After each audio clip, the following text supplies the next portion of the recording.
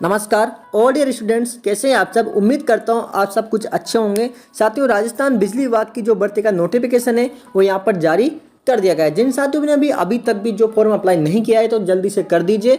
Last date जो है 20 मार्च वहां पर रखा गया है। साथियों, आज हमारी जो सीरीज का अपन ने 31 पार्ट कंप्लीट कर लिए हैं। आज 32वां पार्ट है। साथियों, ये सीरीज में आज से 5 से 10 सालों में जितने भी ITI टेक्निकल बेस के जो एग्जाम हुए थे उनमें जो क्वेश्चंस आए हुए थे उन सभी क्वेश्चंस को अपन जो है यहाँ पर एक सीरीज में लेकर आए हैं, जिसमें अपन ने यहाँ पर 5000 क्वेश्चंस को यहाँ पर टारगेट किया हुआ। अगर आप ITI कर रहे हैं, यहाँ पर ITI लेवल से कोई भी एग्जाम की तैयारी कर रहे हैं तो आपके लिए जो है ये सीरीज बहुत ही हेल्पफुल होने वाली है। तो शुरू करते हैं बिना किसी देरी के पहला क्वेश्चन 32वें पार्ट का। नमस्कार साथियों, मैं इंद्रराज गौड़ स्वागत करता हूं आपके अपने YouTube चैनल ITI जॉब्स। निम्नलिखित में से उस विकल्प को चुने जो शेडेड पोल मोटर में पाया जाता है। साथियों, शेडेड पोल मोटर में जो है दिक् परिवर्तक, अपकेंद्री स्विच और संधारित्र जो है नहीं पाया जाता है। तो वहां पर राइट आंसर आपका क्या होने वाला है, गुणक यानी कि रोटर आपका जो है पाया जाता है। आप यहाँ पर देख सकते हैं शेडेड पोल मोटर किस प्रकार से यहाँ पर दिखती है। ठीक है, तो इसमें जो है रोटर यहाँ पर पाया जाता है। अगला क्वेश्चन है, निम्नलिखित में से प्रतिकर्षण मोटर की कमी नहीं है, यानी कि जो प्रतिकर्षण मोटर है उसकी कमी नहीं है। तो यहाँ पर जो है आपका राइट आंसर होने वाला हुआ है उच्च पावर फैक्टर जो है प्रतिकर्षण मोटर की कमी नहीं आ जाती, बल्कि ब्रूशों पर स्पार्किंग यहाँ पर प्रतिकर्षण मोटर में देखने को मिलती है। लोड के साथ गति में बदलाव यहाँ पर देखने को मिलता है किसमें, प्रतिकर्षण मोटर में। निम्न पावर फैक्टर भी यहाँ पर देखने को मिलता है। तो यहाँ पर जो राइट आंसर आपका होने वाला है वो है उच्च पावर फैक्टर, जो कि एक कमी नहीं है। किसी स्लिप्ड पेज मोटर में स्टार्टिंग वाइंडिंग और मुख्य वाइंडिंग का बीच का स्लॉट कोण क्या होना चाहिए। तो आपका जो राइट आंसर है वो है 90 डिग्री होना चाहिए। अगला क्वेश्चन है, निम्न में से कौन सी मोटर सबसे सस्ती होती है। ऐसी कौन सी मोटर है सिंगल पेज की जो सबसे सस्ती है। तो यहाँ पर आपका जो है कॉस्टली अगर देखा जाए तो कैपेसिटर स्टार्ट मोटर है जो कि सबसे सस्ती यहाँ पर मोटर होती है। अगला क्वेश्चन है, सर्वोत्तरीय मोटर बोले तो यहाँ पर जो यूनिवर्सल मोटर के पटली क्षेत्र में स्टेटर और रोटर के निर्माण के लिए कौन सी कोर प्रयुक्त की जाती है। साथ ही यहाँ पर पूछा गया है कि यूनिवर्सल मोटर है उसके जो कोर का निर्माण किया जाता है स्टेटर का, उसमें कौन सी जो है मटेरियल यहाँ पर प्रयोग किया जाता है। दिल्ली मेट्रो में जो मेंटेनर में ये क्वेश्चन 2018 में पूछा गया क्वेश्चन है। ये सभी क्वेश्चन पुराने जो एग्जाम हुए हैं ITI इलेक्ट्रीशियन के किसी भी विभाग में तो वहाँ से पुटअप किए गए हैं। तो आप यहाँ पर देख सकते हैं इसमें जो आपका राइट आंसर होने वाला है वो लैमिनेटेड आयरन कोर्स, पटलित लोह कोर जो है यहाँ पर प्रयोग किया जाता है। आप यहाँ पर देख सकते हैं यहाँ पर जो यूनिवर्सल मोटर है इसमें जो स्टेटर इसका बनाया गया है यहाँ पर क्या प्रयोग किया गया है, लैमिनेटेड कोर, लोह लैमिनेटेड कोर का यहाँ पर जो है प्रयोग किया गया है। ये सीरीज आपके लिए राजस्थान जयपुर विद्युत वितरण निगम लिमिटेड की जो वैकेंसी है उसमें भी ये जो है बहुत ही हेल्पफुल जो है साबित होने वाली है।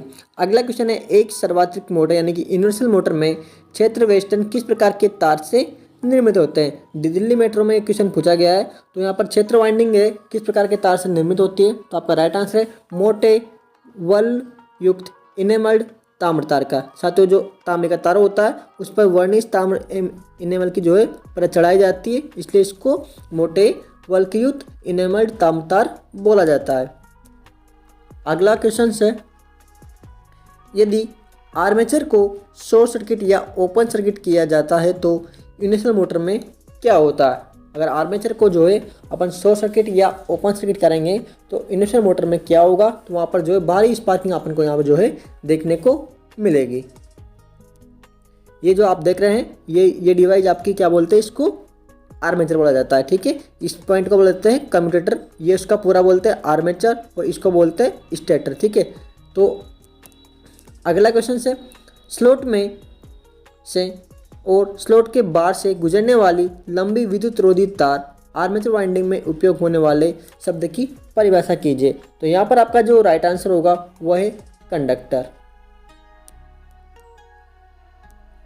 अगला क्वेश्चन है, निम्न में से कौन सी मोटर AC और DC सप्लाई दोनों पर कार्य करती है। तो AC और DC दोनों सप्लाई पर कार्य करती है। तो आपका जो राइट आंसर है वह है आपकी यूनिवर्सल मोटर, जो कि AC और DC दोनों सप्लाई पर जो है कार्य कर सकती है। आप देख रहे हो यहाँ पर ये इस प्रकार से ये यूनिवर्सल मोटर इसमें लगी होती है, जो ड्रिल मशीन होती है उसमें जो यूनिवर्सल मोटर का यहाँ पर यूज करते हैं। अगला क्वेश्चन है, सार्वभौमिक मोटर निम्न में से किस घरेलू उपकरण में प्रयोग की जाती है। साथियों, छत का पंखा में यूनिवर्सल मोटर प्रयोग नहीं की जाती? कपड़ा धोने की वॉशिंग मशीन में, या पानी खींचने का पंप में, या फिर मिक्सर ग्राइंडर में? तो आपका राइट आंसर क्या होगा? मिक्सर ग्राइंडर में जो है यूनिवर्सल मोटर यहाँ पर प्रयोग की जाती है। आपने घर में देखा होगा, आपकी जो मिक्सी है उसमें इस प्रकार से जो है एक यूनिवर्सल मोटर यहाँ पर लगाई जाती है उसको, जिससे कि आपकी यूनिवर्सल मोटर को जो है कुछ भी आप उसमें यूज कर सकते हैं। एक यूनिवर्सल मोटर में अल्टरनेटिंग प्लग्स द्वारा उत्पन्न एडी करंट क्या होती? तो यहाँ पर दिल्ली मेट्रो में 2018 में पूछा गया क्वेश्चन है। तो आपका राइट आंसर मोटर में अत्यधिक गर्मी उत्पन्न नहीं करता है, क्योंकि इसमें अल्टरनेटिंग प्लग्स होता है जो कि उत्पन्न एडी करंट होता है, जो कि अत्यधिक करंट उत्पन्न नहीं करता है।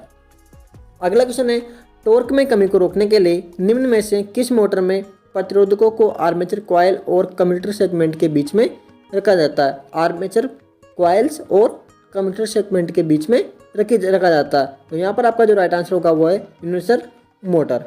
साथियों, ये सभी क्वेश्चंस जो है अच्छे क्वेश्चंस है। आपके सामने हम यहाँ इस सीरीज़ में जो है नॉर्मल क्वेश्चंस भी ला सकते हैं जो कि आपको अच्छे लगेंगे, पढ़ने में अच्छे लगेंगे, लेकिन उनसे कोई फ़ायदा आपको यहाँ पर जो है नहीं मिलेगा, क्योंकि जो अच्छे क्वेश्चंस होते हैं उन्हीं को आप याद करोगे, उनको पढ़ोगे तो आपको जो एग्जाम में वहाँ पर आपको वो देखने को मिलेंगे। अगर हम नॉर्मल क्वेश्चन अगर आपके लिए लाएंगे तो आपको अच्छा लगेंगे, देखने में अच्छे लगेंगे और पढ़ने में भी अच्छे लगेंगे, तो उनसे आपको जो है कोई भी फायदा नहीं मिलेगा। इसलिए हम वही क्वेश्चंस आपके लिए सीरीज में लेकर आए हैं ताकि आपको जो है आगे जो है बेनिफिट्स मिल सके। निम्न में से कौन सा मोटर एसी और डीसी सप्लाई दोनों पर कनेक्ट करने के लिए डिजाइन किया गया है? इस क्वेश्चन का जवाब आपको जो है कमेंट बॉक्स में देना है। वो मिक्सर ग्राइंडर की सार्वभौमिक मोटर में उपयोग किया जाता है? तो मिक्सर ग्राइंडर के सार्वभौमिक मोटर में उपयोग किया जाता है। तो आपका जो राइट आंसर होगा वो है दोनों फील्ड वाइंडिंग और आर्मेचर वाइंडिंग। अगला क्वेश्चन, यूनिवर्सल मोटर को डीसी आपूर्ति पर एक एसी मोटर के रूप में चलाने के लिए कम्यूटेशन को किसके हटा दिया जाता है? तो आपका राइट आंसर है आर्मेचर कॉइल्स और कम्यूटेटर के बीच प्रतिरोध डालकर हटा दिया जाता है। अगला क्वेश्चन है, स्लिप्ड फेज इंडक्शन मोटर के स्टेटर में दो वाइंडिंग्स होती है जिन्हें रनिंग वाइंडिंग और स्टार्टिंग वाइंडिंग कहा जाता है। स्टार्टिंग वाइंडिंग में क्या होता है? तो आपका जो है स्टार्टिंग वाइंडिंग में क्या होता है? उच्च प्रतिरोध होता है और कम प्रेरकत्व होता है। क्या होता है स्टार्टिंग वाइंडिंग में? उच्च प्रतिरोध और कम प्रेरकत्व। अगला क्वेश्चन, सिंगल फेज मोटर के स्टेटर में एक लेमिनेटेड आयरन कोर के ऊपर दो वाइंडिंग होती है। किसमें? सिंगल फेज मोटर में स्टेटर में एक लेमिनेटेड आयरन कोर के ऊपर दो वाइंडिंग होती है। ये दोनों वाइंडिंग्स लंबवत रूप से लगे होते हैं। इनमें से एक मुख्य वाइंडिंग और दूसरा कौन सा होता है? तो इसका वो होता है आपका ऑक्सिलरी वाइंडिंग। अगला क्वेश्चन है, घरेलू मिक्सर में किस प्रकार का विद्युत मोटर प्रयुक्त किया जाता है? साथियों, बार बार रिपीट होने वाला क्वेश्चन है और ये क्वेश्चन आपको जरूरी जो है किसी ना किसी एग्जाम में देखने को मिलेगा। BRT GT में पूछा गया क्वेश्चन है। तो आपका जो राइट आंसर होगा वो है यूनिवर्सल मोटर। अगला क्वेश्चन है, स्लिप्ड फेज इंडक्शन मोटर के स्टेटर में दो वाइंडिंग्स होते हैं जिन्हें रनिंग वाइंडिंग और स्टार्टिंग वाइंडिंग कहा जाता है। स्टार्टिंग वाइंडिंग में क्या होता है? तो आपका जो राइट आंसर होगा वो है उच्च प्रतिरोध और कम प्रेरकत्व होता है। देखो क्वेश्चन रिपीट हुआ है और BRT GT में पूछा गया था। यदि 230 वोल्ट DC सीरीज मोटर को 230 वोल्ट AC आपूर्ति से जोड़ दिया जाए तो क्या होगा? जो DC मोटर होती है 230 वोल्ट की, उसको अगर 230 वोल्ट AC सप्लाई से अल्टरनेटिव करंट सप्लाई से जोड़ दिया जाए तो क्या होगा? तो यहाँ पर जो है मोटर कम दक्षता पर और अधिक स्पार्किंग के साथ चलेगी। ठीक है। अगला क्वेश्चन है, यूनिवर्सल मोटरों में कंपनसेटिंग वाइंडिंग किस लिए प्रयुक्त की जाती है? जो यूनिवर्सल मोटर होती है उसमें कंपनसेटिंग वाइंडिंग लगाने का मुख्य कारण क्या होता है? तो वहाँ पर आर्मेचर प्रतिक्रिया के प्रभाव को कम करने के लिए, यानी कि आर्मेचर रिएक्शन के प्रभाव को कम करने के लिए यहाँ पर जो है कंपनसेटिंग वाइंडिंग का प्रयोग किया जाता है। ठीक है। आप यहाँ पर देखेंगे ये इसका आर्मेचर है, इसकी फील्ड वाइंडिंग है यहाँ पर, और फील्ड वाइंडिंग ये देखो ये फील्ड वाइंडिंग है, यहाँ से फील्ड वाइंडिंग, और यहाँ पर जो है ये बोलते हैं इसको कम्यूटेटर, बोलते हो रोटर। ठीक है। इसमें यहाँ पर लगाई गई है कंपनसेटिंग वाइंडिंग। ठीक है। आर्मेचर रिएक्शन के प्रभाव को कम करने के लिए क्या लगाई गई है? Compensating winding. Hair dryer, vacuum cleaner और घरेलू खाद्य प्रोसेसर में निम्न में से कौन सा मोटर प्रयोग किया जाता है? ठीक है। तो आपके जो इसमें प्रयोग करते हैं वो है आपका यूनिवर्सल मोटर। अगला क्वेश्चन, टाइमिंग और कंट्रोल प्रोसेस के लिए प्रयुक्त मोटर का प्रकार कौन सा है? टाइमिंग और कंट्रोल प्रोसेस के लिए प्रयुक्त मोटर का प्रकार कौन सा है, तो वो भी कौन सा आपका रिलक्टेंस मोटर। अगला क्वेश्चन है निम्न में से कौन सा मोटर सिंगल पेज एसी या डीसी पावर स्रोत पर चल सकता है, तो आपका राइट आंसर होगा वो है यूनिवर्सल मोटर। अगला क्वेश्चन है टाइमिंग और कंट्रोल प्रोसेस के लिए प्रयुक्त मोटर का प्रकार कौन सा है, टाइमिंग और कंट्रोल प्रोसेस के लिए प्रयुक्त मोटर का प्रकार कौन सा है, तो वो है आपका रिलक्टेंस मोटर। अगला क्वेश्चन है टू वैल्यू कैपेसिटर मोटर में परिचालन के उद्देश्य से निम्न में से कौन से प्रकार का कैपेसिटर प्रयुक्त किया जाता है। टू वैल्यू कैपेसिटर मोटर में परिचालन के उद्देश्य से निम्न में से कौन से प्रकार का कैपेसिटर प्रयुक्त किया जाता है, तो आपका पेपर स्पेस्ड ऑयल फील्ड जो है कैपेसिटर यहाँ पर प्रयुक्त किया जाता है। अगला क्वेश्चन है किसी एकल पेज मोटर की चक्रण दिशा को किसके द्वारा बदला जा सकता है। जो एकल पेज मोटर है उसके घूमने की दिशा को किसके द्वारा बदला जा सकता है, चल या प्रारंभ वाइंडिंग टर्मिनलों के किसी एक में से बदलाव करके। आप यहाँ पर देखेंगे ये एक सिंगल पेज मोटर है, सिंगल जो आपका घर का पंखा होता है उसकी वाइंडिंग है। इसमें आप यहाँ पर देखेंगे कि ये वाइंडिंग जो अंदर वाली वाइंडिंग है इसको बोलते हैं स्टार्टिंग वाइंडिंग। स्टार्टिंग वाइंडिंग क्यों बोलते हैं, क्योंकि इसमें जो खांचे कटे होते हैं इसमें स्टार्टिंग में इसी वाइंडिंग को करते हैं, इसलिए इसको बोलते हैं इसको स्टार्टिंग वाइंडिंग। और बाद वाले वाइंडिंग को सेकेंडरी वाइंडिंग या रनिंग वाइंडिंग। ठीक है, तो इसमें क्या होता है, जो पहली वाइंडिंग ये अंदर वाली वाइंडिंग है और दूसरी वाइंडिंग है रनिंग वाइंडिंग। तो स्टार्टिंग वाइंडिंग और रनिंग वाइंडिंग को जो है कॉमन कर देते हैं, उसमें जोड़ देते हैं न्यूट्रल। बाकी जो दो लगे हुए हैं उसमें जोड़ देते हैं कैपेसिटर। ठीक है, अब आपको एक तार तो परमानेंट यहाँ पे कनेक्ट करना होगा और दूसरे तार को आप या तो यहाँ कनेक्ट कर सकते हैं या फिर आप यहाँ कनेक्ट कर सकते हैं, यहाँ पर। ठीक है, तो एक तो ये पॉइंट हो गया और ये पॉइंट हो गया। यहाँ लगाएंगे तो क्लॉकवाइज घूमेगा और यहाँ लगाएंगे तो आपका एंटी क्लॉकवाइज घूमेगा, यानी कि घड़ी की दिशा में घूमेगा। यहाँ लगाएंगे तो घड़ी की दिशा में, और यहाँ लगाएंगे तो घड़ी के उल्टी दिशा में पंखा घूमेगा आपका। तो इस प्रकार से एक तार को अपन जो है रिवर्स करके जिसकी घूर्णन की दिशा है उसको आपस में बदल सकते हैं। अगला क्वेश्चन है सिंगल पेज पंप की प्रवाह दर को किसके परिवर्तित किया जा सकता है।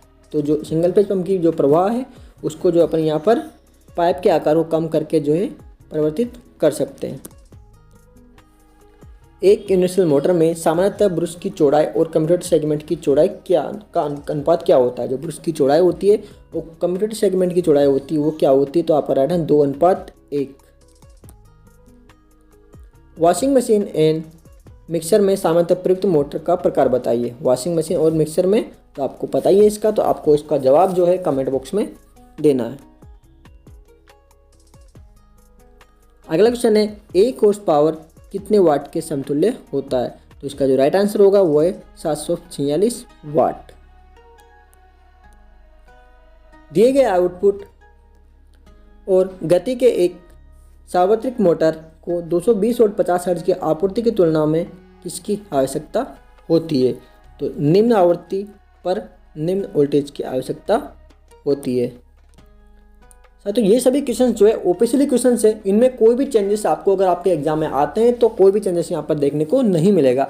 सेम क्वेश्चन आपको यहाँ पर देखने को मिलेगा, जिस प्रकार से क्वेश्चन है और उनका जो ऑप्शन है वो भी बिल्कुल सेम ही एज इट इज़ दिखाई आपको देंगे। तो आपको बिल्कुल भी ऐसा नहीं सोचना है कि ये क्वेश्चन अगर हम पढ़ेंगे क्या ऐसे ही आएंगे, तो जी हाँ बिल्कुल ऐसे ही आपको बिल्कुल देखने को मिलेंगे। इन क्वेश्चनों के साथ में कोई भी छेड़खानी वहाँ पर जो है एग्जामिनर नहीं करेगा, क्योंकि ये ऑफिशियली क्वेश्चन है। तो पोर्टेबल ड्रिल मशीन में निम्न में से किस मोटर का प्रयोग किया जाता है, तो आपका जो राइट आंसर होगा वो है universal motor. Portable drill machine आप यहाँ पर देख सकते हैं, जो कि आप दीवार पे कहीं लकड़ी पे या लोहे की शीट पर जो है छेद करते हैं, तो इसमें जो मोटर लगी होती है अंदर उसको बोला जाता है यूनिवर्सल मोटर। अगला क्वेश्चन है संधारित्र परिवर्तित एकल page motor capacitor star single page motor में यदि संधारित्र कैपेसिटर के स्थान पर लगा दिया जाए तो भी दिशा चलती रहेगी। तो जहाँ पर क्या लगा दिया जाए, अपन को रेजिस्टेंस लगा दिया जाए तब भी जो है दिशा सेम चलती रहेगी। अगला क्वेश्चन है यूनिवर्सल मोटर की गति नियंत्रण किया जाता है। तो जो इनर्शियल मोटर की गति है वो रियोस्टेटिक कंट्रोल विधि द्वारा जो है उसी गति को नियंत्रित किया जाता है।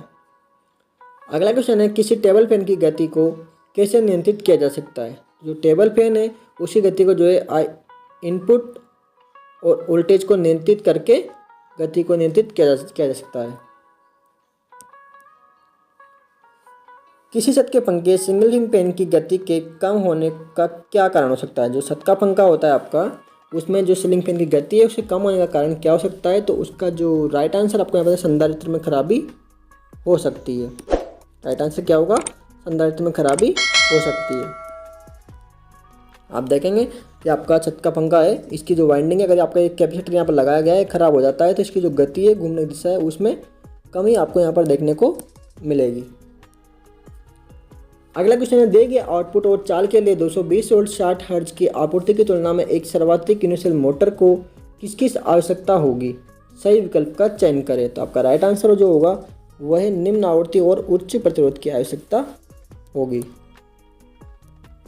अगला क्वेश्चन है, एकल page induction motor single page induction motor में संधारित्र का कार्य क्या होता है। जो सिंगल पेज मोटर होती है उसमें जो कैपेसिटर अपन लगाते हैं उसका जो मेन कारण होता है वो है उच्च परिवर्तन आलगुण स्टार्टिंग टॉर्क प्रदान करना। अगला क्वेश्चन है, two value capacitor run motor के प्रदर्शन का किसके वर्गीकृत किया जाता है। तो यहाँ पर जो राइट आंसर है भारी लोड को स्टार्ट करने की क्षमता के द्वारा। तो अगला क्वेश्चन है, साधारण मिक्सर कितनी विद्युत शक्ति लेता है। जो आपका घर का जो मिक्सर है, मिक्सी होती है, वह कितनी विद्युत शक्ति साधारणतः लेता है। वो 400 वाट जो है नॉर्मली वो है शक्ति माने कि पावर वाट लेता है। अगला क्वेश्चन है, सिंगल पेज मोटरों में उपयोग किया जाने वाला प्रवर्तक संधारित्र स्टार्टिंग कैपेसिटर निम्न में से कौन सा है। जो सिंगल पेज मोटर में उपयोग किया जाने वाला प्रवर्तक संधारित्र स्टार्टिंग कैपेसिटर निम्न में से कौन सा है। तो आपका राइट आंसर होगा यहाँ पर विद्युत अपघट्य संधारित्र होता है जो कि इसमें प्रयोग किया जाता है। आइए दोस्तों, आपको वीडियो पसंद आई होगी। इस वीडियो में अगर आपको कोई भी डाउट है तो आप कमेंट बॉक्स में कमेंट कीजिए। आप हमारे व्हाट्सएप ग्रुप या व्हाट्सएप चैनल पर भी जो है मैसेज कर सकते हैं, टेलीग्राम ग्रुप पर मैसेज कर सकते हैं, जिसका लिंक आपको कमेंट पर मिल जाएगा। तो दोस्तों, जो जेविनल की जो वैकेंसी है राजस्थान बिजली विभाग की, वो यहाँ पर आउट हो चुकी है।